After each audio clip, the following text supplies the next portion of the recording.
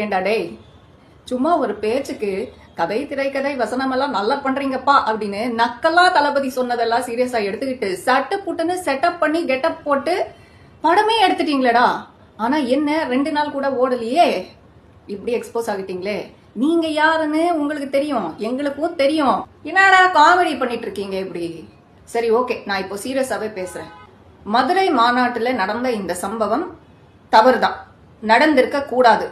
100% பவுன்சரோட fault தான். தளபதி மேல எந்த ஃபால்ட்டும் கிடையாது. அடுத்த செகண்டே அவர் ஸ்டாப் பண்றாங்க, அந்த பையனை விசாரிக்கிறாங்க. என்னதான் இருந்தாலும் ஒரு 8 அடி ஹைட்ல இருந்து ஒருத்தர் அவ்வளவு அசால்ட்டா நீங்க தூக்கி வீசுறீங்க அப்படின்னா அது மிஸ்டேக் தான். தளபதி மேல எந்த ஃபால்ட்டும் கிடையாது. ஆனா லீகலி ஸ்பீக்கிங் இந்த ஈவெண்ட் அவங்க ஆர்கனைஸ் பண்ணதுனால அவங்களோட பொறுப்புல இது வருது. ஓகே, எனக்கு புரியுது. அப்படியே உண்மையிலே பாதிக்கப்பட்ட அந்த தூக்கி வீசுறாங்க பாருங்க, அந்த பையன் கம்ப்ளைண்ட் கொடுத்திருந்தாலும் நான் இந்த வீடியோ பண்ணிருக்க மாட்டேன். அப்படியே பண்ணிருந்தாலும் அந்த பையனுக்கு சப்போர்ட்டா தான் நான் பண்ணிருப்பேன். ஆனா அந்த பையனே வீடியோ போட்டு இது நான் கிடையாது, கம்ப்ளைண்ட் கொடுத்தது நான் கிடையாது, என்னதான் அவங்க தள்ளி விட்டாங்க, ஆனா ஐ எம் ஓகே, எனக்கு எந்த பிரச்சனையும் இல்லை, என்னால புரிஞ்சுக்க முடியுது அப்படின்னு அவங்களே சொல்லியிருக்காங்க. அது என் அம்மாவே கிடையாது, கம்ப்ளைண்ட் கொடுத்தது வேற ஒரு பையன், அவ ஒரு டூப் அப்படின்னு கிளியரா சொல்லியிருக்காங்க.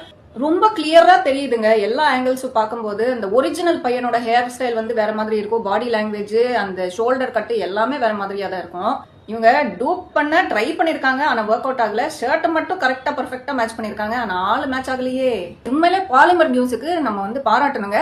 ஏன்னா தீவிரமா விசாரிச்சு எல்லா ஆங்கிள்லயும் ஃபுட்டேஜ் எடுத்து இந்த பையன் வேற அந்த பையன் வேற, அந்த பையன் ஒரு ஃப்ராடு, அவ வேணும்னே பொய் வழக்கு கொடுத்திருக்கான் அப்படின்னு சொல்லி கிளியர் கட்டா அவங்க எக்ஸ்போஸ் பண்ணி விட்டுருக்காங்க.